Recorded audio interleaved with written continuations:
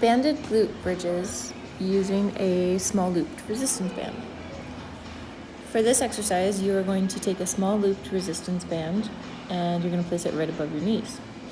You're going to be pressing the whole foot into the floor, but primarily your heel for sure. And you are going to drive those heels into the floor, send your hips up. Once you finish that set, you can go right into a banded hip abduction. So with this one, you want to try to keep those knees right in line with your hips at a bare minimum. They should not go any closer. And then you want to just press that band out over and over and over again. Next, we'll be going into banded clamshells and reverse clamshells. For this, don't let the band control your leg, okay? You want to control the band in every direction, so going up as well as coming down. So really work on controlling that speed. Keep the feet together as you spread your knees apart, again pressing out on that band. Make sure that those hips are stacked as well and you haven't started to lean back. Then you start to go into what we call the reverse clamshell. With the reverse clamshell, leave that top leg lifted and then rotate from the hip and drive the heel up towards the ceiling. I will be going through these on the other side. The most important aspects of these clamshells is really just having mindful movement. So at the end of just a set of 10, you should have some serious fatigue going on in your hips. This side, the second side, usually tends to fatigue a little bit quicker because, believe it or not, it had been working to stabilize you a little bit on that first side.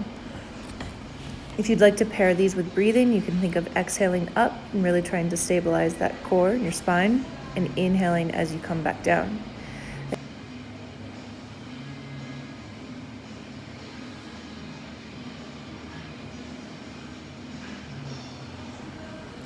Again, as you go through these reverse clamshells, you want to make sure that you keep that top leg at a constant height the entire time. Don't let that top leg move around. Next, we go into bear abductions. So it's the same idea of the glute bridge where we were spreading the band apart, except for now we're going to be in bear. So when we're in bear, we want to make sure those shoulders are right over your wrists and your hips are right over your knees. Again, just think of bracing your spine, keeping that core nicely engaged as you abduct the band, so drive those knees out. Next, we go into banded monster taps. So for these, you want to do enough that you are really feeling your hips, you're really feeling some fatigue. Important things here are that you want to be able to externally rotate. So drive your knees out. The kneecaps themselves should kind of point out at an angle, yet if flexibility in the ankles allow, you can have the feet face straight ahead. So with these taps, you are just really reinforcing that external rotation with each step. As you step, drive out even further.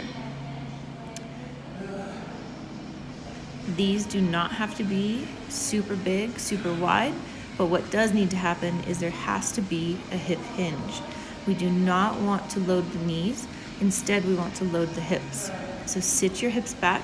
Think of keeping those shins nearly vertical and keep the spine braced. And then we go into glute bridge adduction. So just like our other glute bridges, except for this time we're squeezing a ball and you should feel some tension light up in the inner thighs up into the pelvic floor area.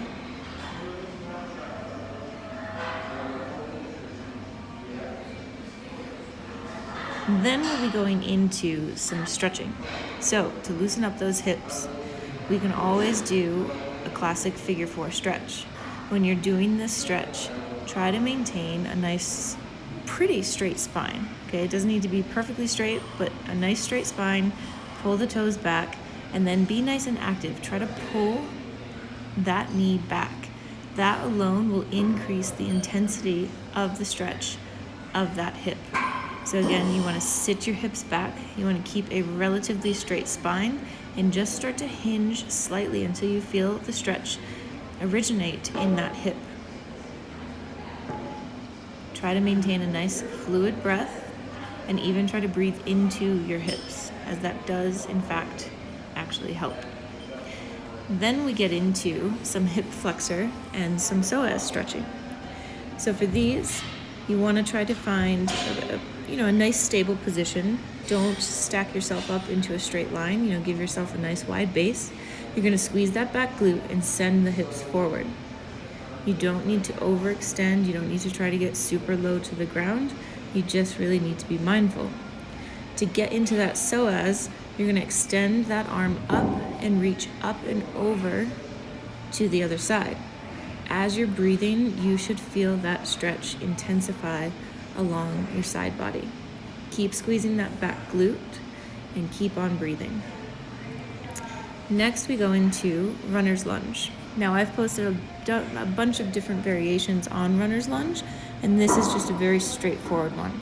I've got my back knee down, and I'm working to, in this case, open up my left hip. So you'll see here that I allow my foot to come up off the floor as I externally rotate out of that left hip. If you can't get to this spot, then that's okay. But still, try to really let that knee drive out to the side. If you'd like, you could also come down to the forearms, as that can intensify this stretch just a little bit. No matter what, continue to breathe. Try to relax into this as much as you can while still being active. And what I mean by that is really continue to drive that left knee back. I'll go through all of these stretches on the other side. Again, to set yourself up for the hip flexor stretch, you want a nice wide base. You're going to squeeze that back glute and begin to send your hips forward. Don't worry about how low you get. Instead, worry about being super mindful and starting to feel the stretch within the hip. Again, to target the psoas, you're going to go ahead and extend that arm up overhead and reach up and over. The deeper you can breathe here, the greater that stretch can become. Continue to squeeze that back glute as you're in that stretch. Now I'll go down to the runner's lunge stretch. And again, now on this side with the right hip, I'm driving that right knee out. My right side tends to be a little bit more pliable than my left, so I can really kind of rotate that ankle out as well. And then go ahead and bring it down to the forearms if you'd like.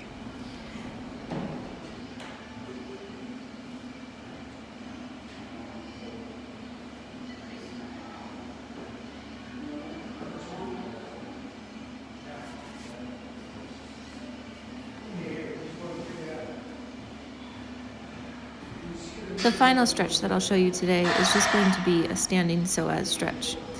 Crossing the right foot over the left and then grabbing the wrist of the right arm, I'm going to reach up and extend and try to tip a little bit towards my left.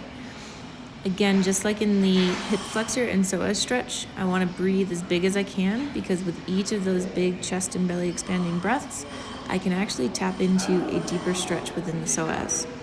Switching over to the left, it's now the left leg that's crossed over the right. I'm grabbing that left wrist, I'm reaching up, over, and breathing.